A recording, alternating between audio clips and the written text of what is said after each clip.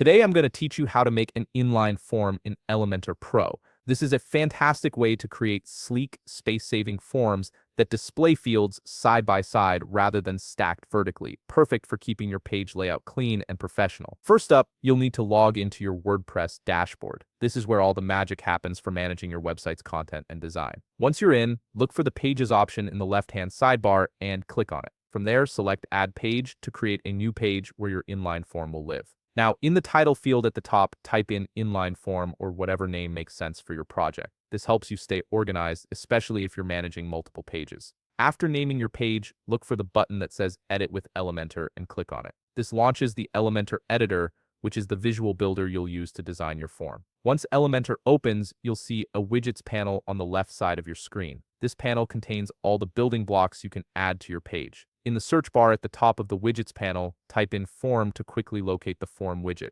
When it appears in the results, simply drag it over to the section where you want your inline form to appear. This is where you'll build out your form fields and customize how they look. Here's an important note. In order to enable the inline form functionality and access all the advanced form features, you'll need to upgrade to Elementor Pro. The free version of Elementor doesn't include the form widget, so if you're serious about creating professional forms with inline layouts, Elementor Pro is essential. It unlocks powerful customization options that give you complete control over field placement, styling, and form behavior. Once you have Elementor Pro activated, you can return to the form widget and start configuring your fields to display inline. You'll be able to adjust column widths, set fields to appear side by side, and customize every aspect of your form's appearance to match your site's design. And that's it. You've now learned the process of creating an inline form in Elementor Pro. If you found this video helpful, please leave a like, subscribe, and see you in the next video.